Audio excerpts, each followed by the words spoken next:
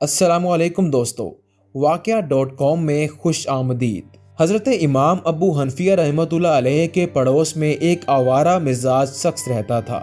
وہ ایک دکان پر ملازم تھا۔ دن میں وہ دکان پر کام کرتا تھا اور رات کو شراب پی کر اپنے گھر میں خوب رنگ رلیاں مناتا، ساز و آہنگ کا وہ طوفان برپا کر دیتا کہ سکون کا سانس لینا دشوار ہو جاتا۔ حضرت امام ابو حنفیہ رحمۃ اللہ علیہ کا معمول تھا کہ روزانہ ایک ختم قرآن پڑھتے اور تہجد کے وقت ایک خاص قسم کی سرشاری اور خود فراموشی کی کیفیت طاری رہتی۔ معلوم ہوتا تھا کہ مصلی پر آدمی نہیں بلکہ ایک ستون کھڑا ہے۔ وہ شخص اکثر ایک شعر گایا کرتا جس کا مفہوم یہ تھا کہ لوگوں نے مجھے ہاتھ سے کھو دیا اور مجھے کھو کر ایسے شخص کو کھو دیا جو لڑائی اور فساد کے دن کام آنے والا تھا۔ اگرچہ اس کا یہ ہنگامہ امام ابو حنفیہ کی عبادت و ریاضت میں کسی حد تک خلل پیدا کرتا، لیکن محض ہمسائیگی کا خیال کر کے امام صاحب رحمۃ اللہ علیہ اس کی اس ایذا رسانی پر صبر فرماتے اور اسے کچھ نہ کہتے۔ مگر ایک رات خاموشی تھی۔ تہجد کا وقت ختم ہو گیا۔ مؤذن نے فجر کی اذان دی۔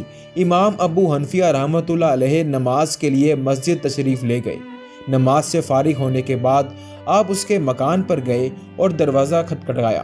ایک بچی روتی ہوئی باہر آئی اور امام ابو حنفیہ رحمۃ اللہ علیہ کو بتایا کہ آوارہ گردی کے جرم میں کوتوال شہر نے اس کے باپ کو گرفتار کر لیا ہے اور وہ اس وقت قید میں ہے۔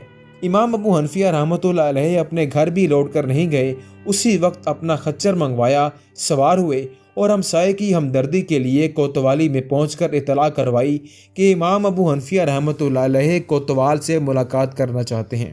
یہ پہلا موقع تھا کہ امام صاحب رحمۃ اللہ علیہ کوتوالی تشریف لے گئے تھے۔ یہ اطلاع پا کر کوتوال حیران رہ گیا۔ اس نے ماتحت افسروں سے کہا کہ امام صاحب کو ان کے خچر سمیت میرے دفتر لے آؤ۔ جب امام صاحب تشریف لے گئے تو کوتوال نے آنے کی وجہ دریافت کی۔ امام ابو حنفیہ رحمۃ اللہ علیہ نے فرمایا کہ میں اپنے پڑوسی کی سفارش کے لیے آیا ہوں۔ کوتوال نے نہ صرف آپ کے پڑوسی کو رہا کر دیا بلکہ رات جتنے لوگ گرفتار ہوئے تھے سب کو معاف کر دیا۔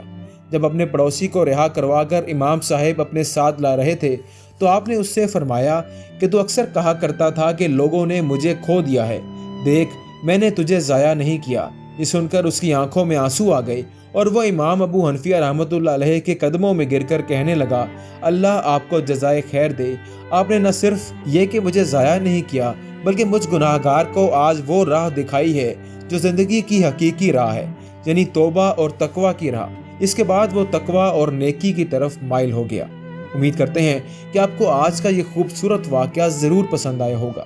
اس طرح کے واقعات روزانہ کی بنیاد پر دیکھنے کے لیے ہمارے چینل واقعہ.com کو ضرور سبسکرائب کیجیے۔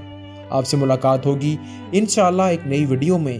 تب تک کے لیے اجازت دیجیے۔ خدا حافظ۔